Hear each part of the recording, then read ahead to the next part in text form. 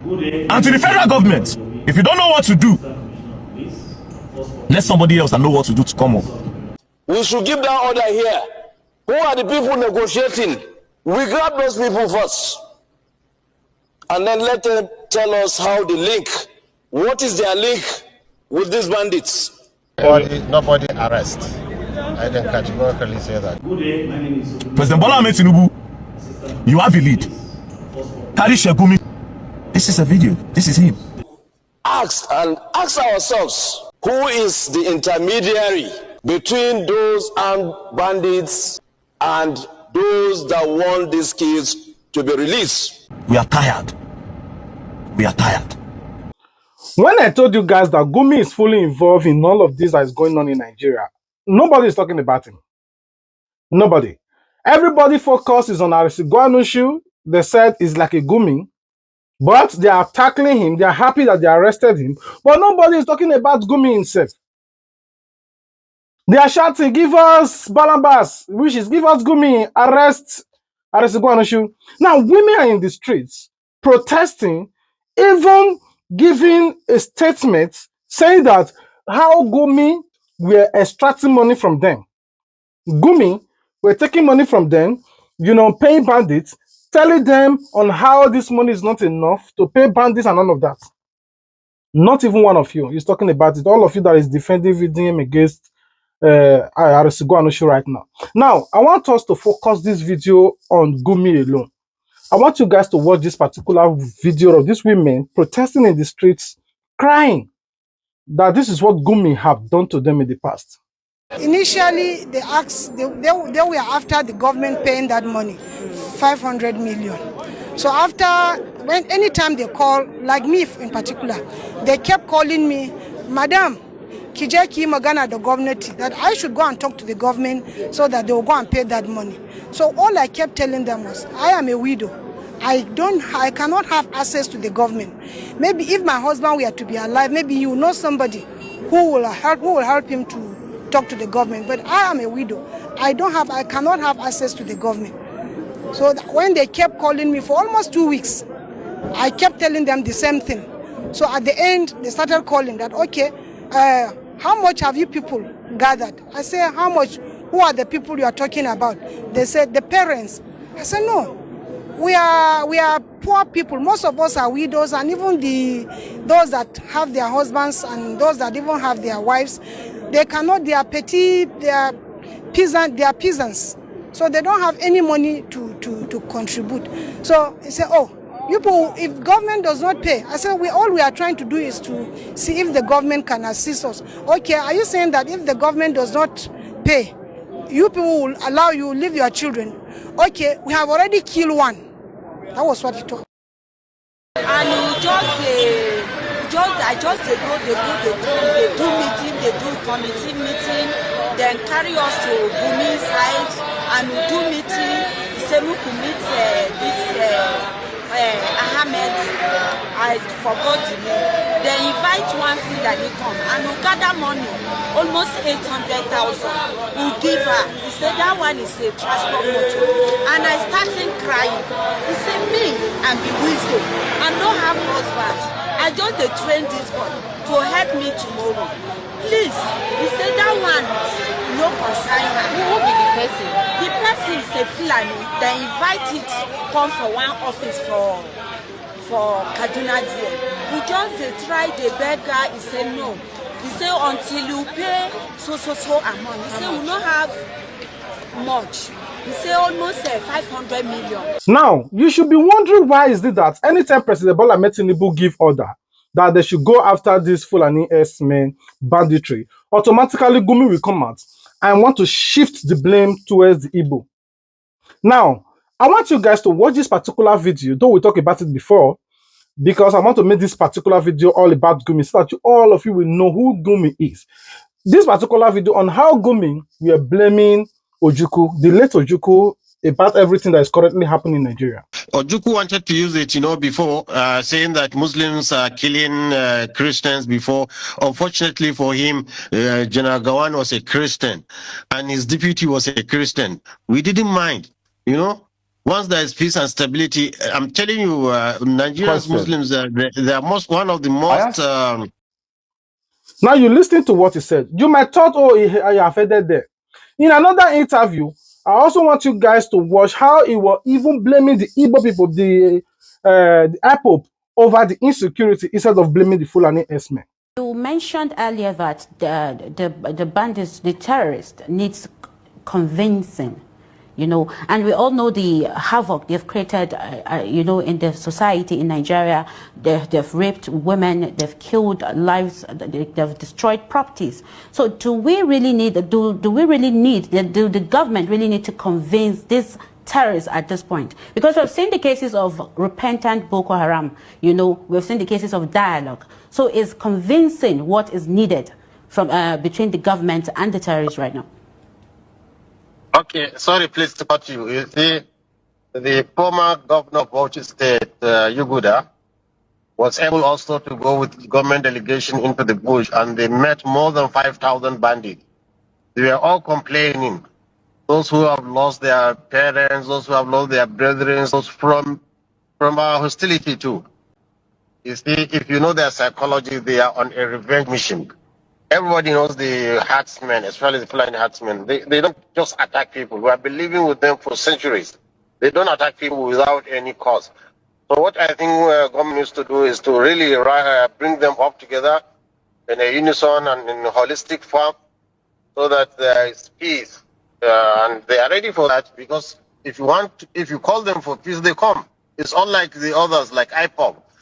IPOB, the government has been trying to dialogue with them. They still refuse. They are still behind creating a separate state. They're secessionists. Besides being terrorists, they're secessionists. Well, these people are not secessionists. They want peace. They call for it.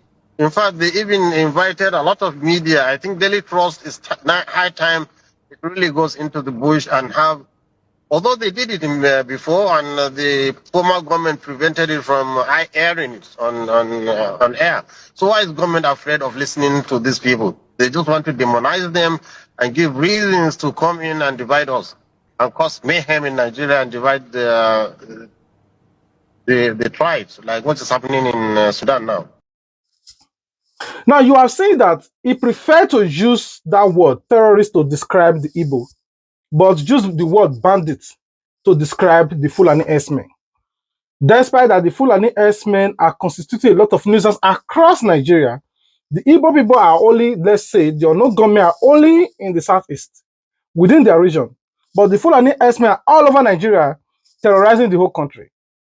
Now, I also want you guys to watch another video of him blaming the Igbo, and I want you guys to watch it. When you ask a battery of questions, how do you expect me to convince you? Let me step one by one. IPOB is attacking the police, is attacking the army, is attacking INEC, government institutions, killing our men in service. And the herdsmen are kidnapping children, not to kill them, to get money. So how can you compare somebody who's killing our gallant men in the armed forces directly, attacking them, to somebody who's kidnapping children to make money, not to kill them? Look, we need some fairness in what we are doing. Pop buying soldiers, unlike the Fulani herdsmen. Do you know the numbers of soldiers that have been buried in the north?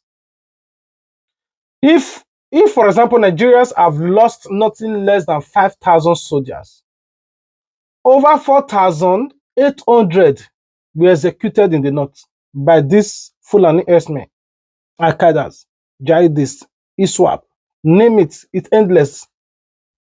And he always want to proscribe the IPOB as terrorists. If you listen to his word, he called the Fulani bandits, but before anything, he called the Biafran terrorists. But I don't know why nobody's saying anything. Now, anytime they ask me a question about Fulani S-men, you want to shift the blame towards the Igbo. Even in a recent interview, when they sentenced Nnamdi Kanu to life imprisonment, it was the one that also came out. In another interview, when they were asking a question about Fulani S-men, he also shifted the blame and said, if only Nnamdi Kanu will show atom of sympathy, a bit repentance, I don't know what he said it, how he said it, that he will pioneer and engineer he's released, which means he has the power. Which means those are the ones that want him to be there. And I want you guys to listen.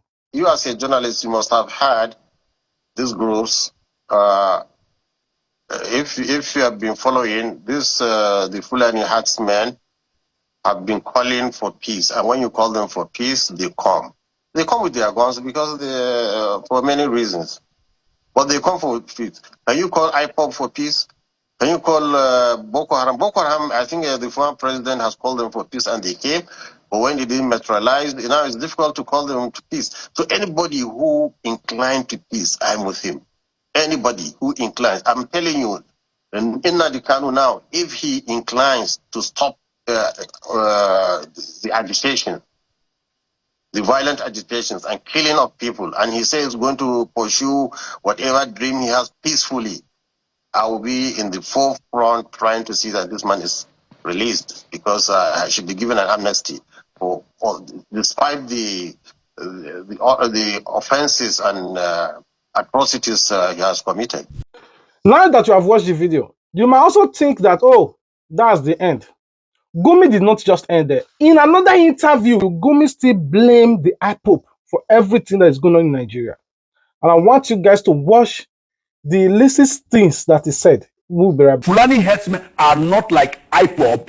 They are only kidnapping children just to make money. We have to be fair with them, and the government should give them employment. These northerners, I'm not saying all. What exactly do they have for this Igbo? Why this so much hate? Why? If anything is not working in Nigeria, they blame them. They are not in power, but they fought them over everything that's going on in Nigeria.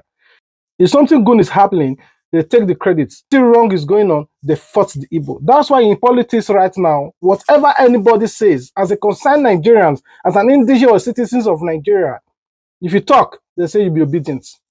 Oh, now being an Igbo person, that's why they cry, say there's fuel scarcity.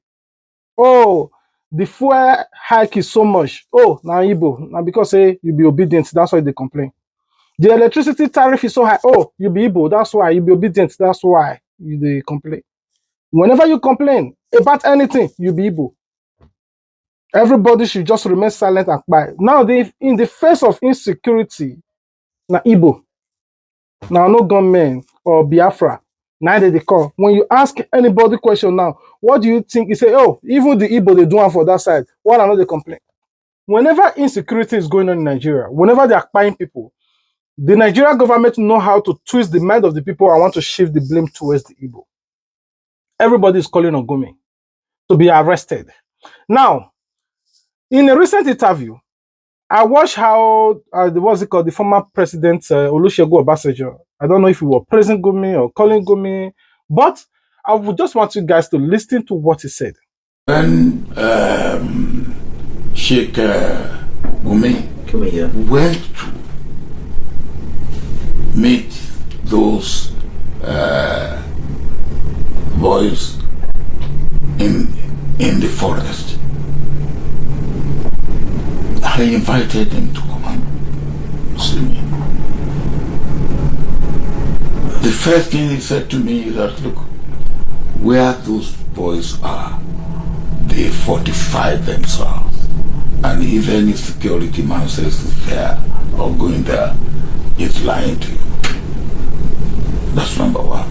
Number two, he said what made him weep was boys of 13, 14, 15 years. They are soaked in drug and carry on. They are wrecked. Now that should worry us. 20 million children that should be in school that are not in school. Those that have no employment, no job, and they see you in obscene affluence. What do you expect them to do?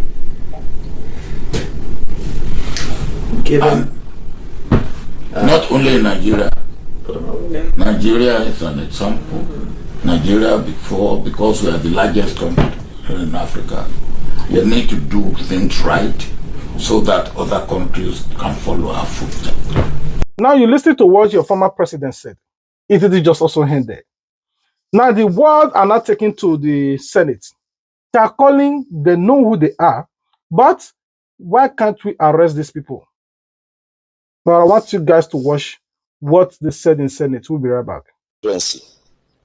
But today, almost all the local governments in Zone C, that is Niger North, have been afflicted with this serious issue of insecurity.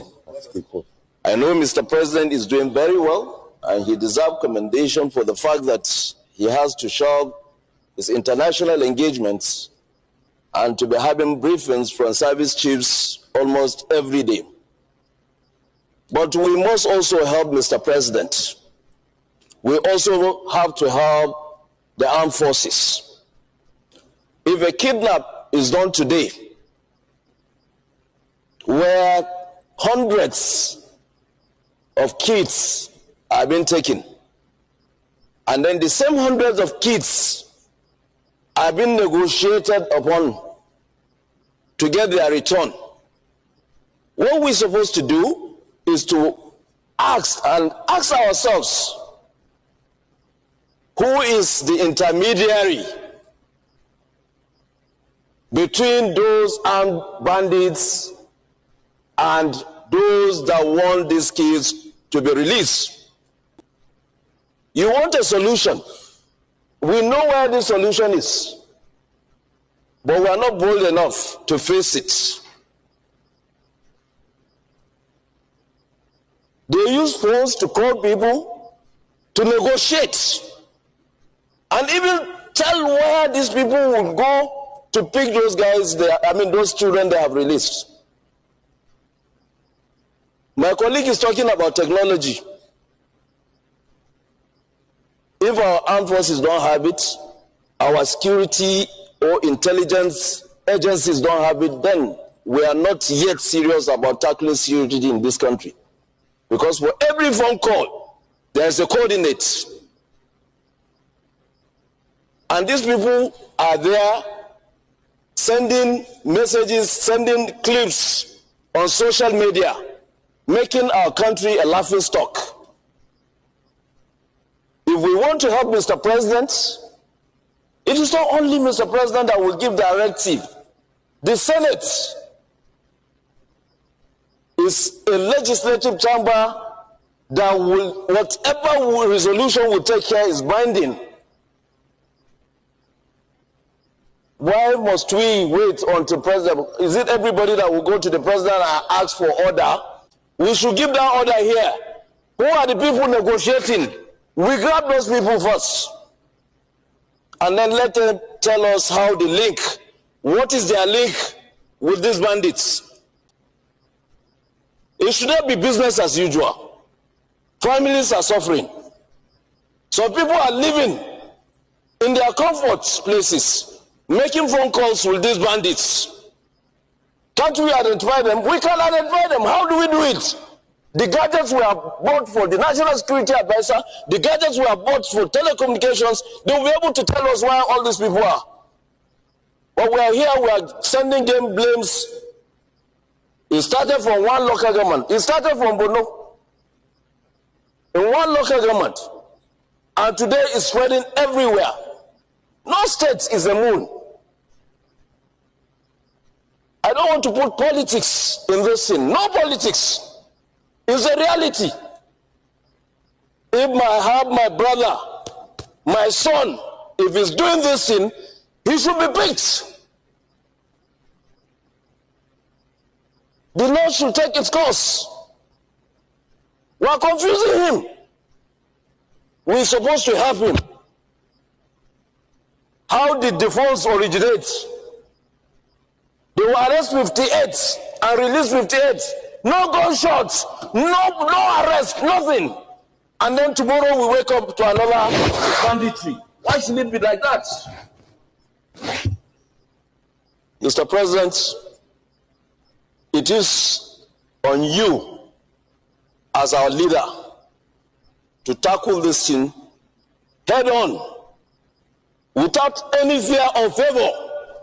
We will stand for you. We voted for you. We should not be here playing politics with the life of this country. We must own our responsibilities. Mr. President will direct, but we have to do our own to help him to navigate well. The United States of America have come up with an issue that there's insecurity in Nigeria.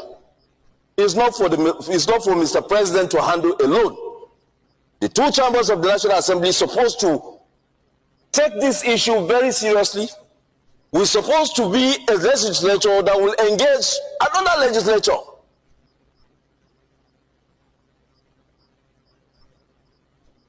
If a senator or a congressman will talk, a senator and a congressman in Nigeria are supposed to talk and engage them. They represent their own people, we represent our own people.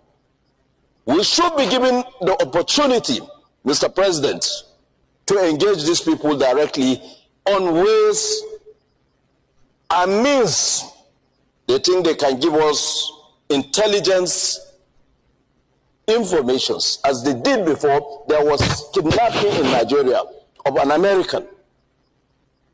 And they came, rescued in our own land. What are we talking about? I rest my case, Mr. President. Now you're listening to what the Senate said. You don't just know how to measure Gumi because he was saying who are those that are standing as an intermediary between the Fulani S-men and the people that they adopted their children or the captive in the forest. Everybody knows Gumi. Everybody knows Gumi. I don't know why they're afraid to mention the name Gumi. But still on still, the Senate, the Senate president and all of them, for them to take this matter at hand, for them to be serious, they sweep this whole case and they start making caricature of themselves. It takes another senator to stand up and show the Senate president that if you are not ready for this position, you should resign. If you are not ready to take a stand, you should resign. And I want you guys to watch. You should have done this thing outside. There should always be a meeting outside. When we come to parliament, we do parliamentary business. And I believe what we are doing here, everything is at standstill now. We are not doing parliamentary business. Your point of order is noted. What? Your point of order is noted. Not sustained. No, then they should leave. They should leave there and then we move on. I'm calling on us to move on. Based on this order. Or go inside and talk. Or we'll go on recess. We'll go out and give you. When you are ready, we'll come back and meet you.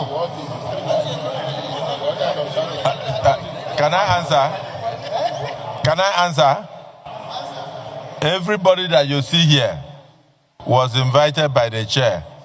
So, for a brief discussion, in continuation of today's sitting, and in line with the order you have just read, whether or not we should proceed in view of a very urgent assignment at the villa by 1 o'clock.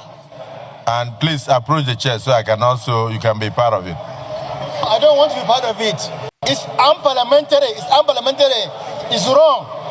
It's wrong. So I will not approach the chair. Chairman power, take your seat. Now, you have watched all this video. At the end of the day, Arisegwano should go to the forest.